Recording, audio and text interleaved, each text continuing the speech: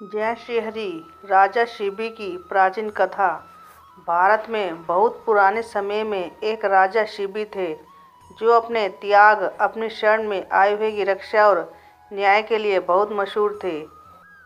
एक बार अग्निदेव और देवताओं के राजा इंद्र ने उनके इन गुणों का इम्तिहान लेना चाहा तो अग्निदेव ने एक कबूतर का रूप रखा और इंद्रदेव ने एक बाज का। बाज तो कबूतर को खा जाता है, सो वह बाज कबूतर को खाने के लिए उसके पीछे पीछे दौड़ पड़ा। अब कबूतर आगे आगे और बाज उसके पीछे पीछे, दोनों उड़ते हुए राजा शिबी के दरबार में आए। राजा शिबी उस समय अपने दरबार में बैठे लोगों की परेशानियां सुन रहे थे और उनके मामले सलटा रहे थे कि तभी यह कबूतर डरा डरा सा, सहमा सहमा सा उनकी गोद में आकर गिर गया और दुबक गया। बाज उसके पीछे पीछे था। बाज ने राजा से कहा, यह मेरा शिकार है राजन, इसे मुझे दे दीजिए। राजा ने भाप लिया कि वह बाज उस कबूतर को खाना चाहता है, इसलिए वह कबूतर बाज से बचने के लिए उनकी गोद में आकर छिप गया है। इस तरह कबूतर अब उनकी शरण में था कि मेरी रक्षा करो। राजा का यह नियम था कि वह अपनी शरण में आए हुए की रक्षा जरूर करते थे, चाहे उनकी जान ही क्यों ना चली जाए। इस मामले में भी ऐसा ही हुआ। उन्होंने कबूतर से कहा, तुमको अब उस बाज से डरने की ज़रूरत नहीं है, तुम मेरी शरण में हो, वह तुम्हारा एक पंख भी नहीं छू सकता। फिर उन्होंने बाज से कहा, यह कबूतर अब मेरी शरण में है, इसलिए मैं इसको तो अब तुमको नहीं दे सकता, पर न्याय के अनुसार तुमको इसके बदले में जो कुछ भी चाहिए वह मुझसे ले लो, मैं देने को तैयार हूँ। बाज बोला, हे राजन, मैं सुबह से भूखा हूँ, बड़ी मुश्किल से यह शिकार मुझे हाथ लगा था, मैं इसका बहुत दूर से पीछा करता हुआ चला आ रहा हूँ। मैं इसको पकड़ने ही वाला था कि यह आपकी गोद में आकर गिर गया। यह मेरा शिकार है, इसलिए आप इसको मुझे दे दीजिए।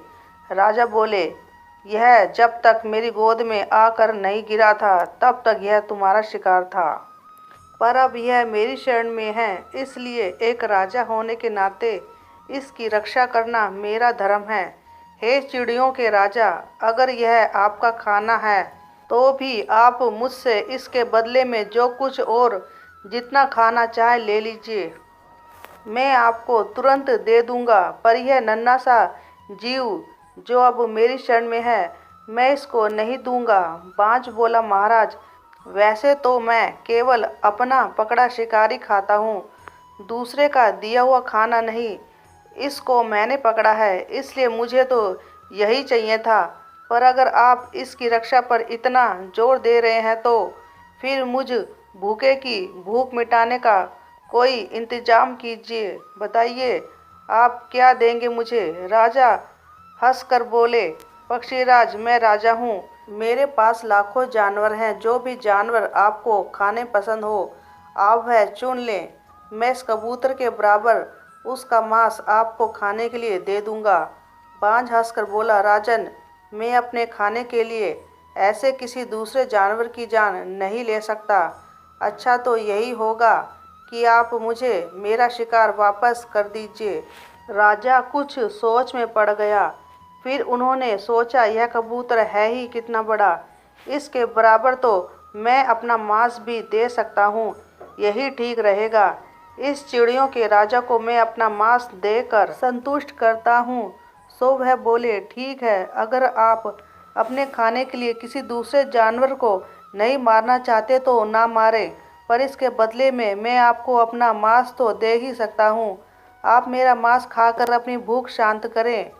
बाज ना नुकुर करते हुए बोला, हालांकि मुझे आपका मांस भी लेना तो नहीं चाहिए, पर जब आपने मेरा शिकार ना देने की कसम खाई है तो उसके बदले में मुझे कुछ ना कुछ तो लेना ही पड़ेगा। मैं आपका मांस लेने के लिए तैयार हूँ। मेरी दो शर्तें हैं। राजा खुशी से बोला, मुझे बहुत खुशी है कि मैं इस कबूतर के किसी काम आया। पक्षीराज, आप अपनी शर्तें बताइए, मुझे आपकी सब शर्तें मंजूर है। बाज बोला, राजन, पहली शर्त तो यह है कि जब आप मुझे अपना मांस देंगे तो आपका पूरा परिवार यहाँ होना चाहिए।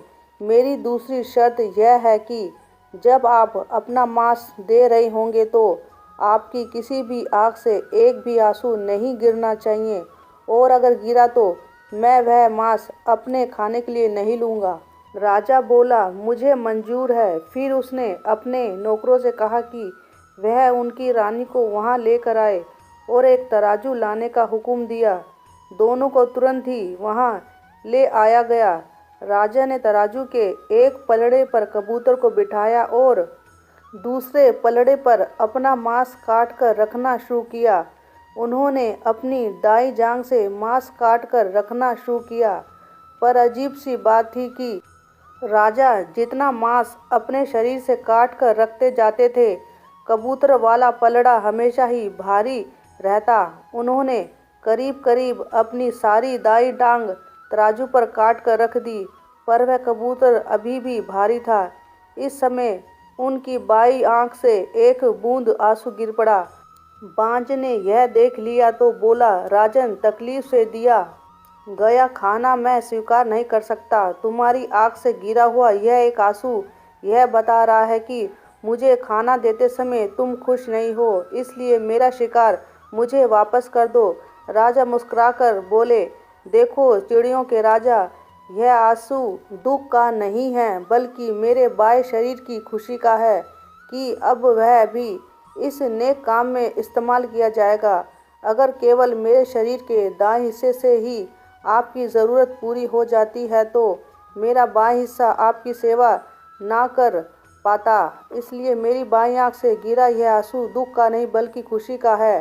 बांझ इस जवाब से संतुष्ट हो गया और राजा ने फिर तराजू पर अपने शरीर का और मांस रखना शुरू कर दिया।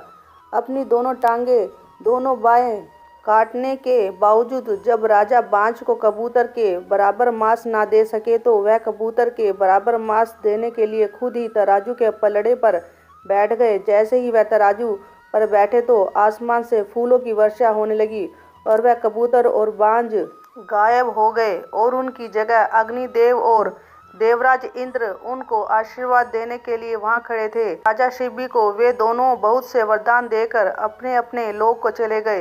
राजा शिबी अपने भारत के इतिहास में अपनी तरह के अकेले ही राजा हुए थे जो महान और धर्मात्मा थे। धन्यवाद।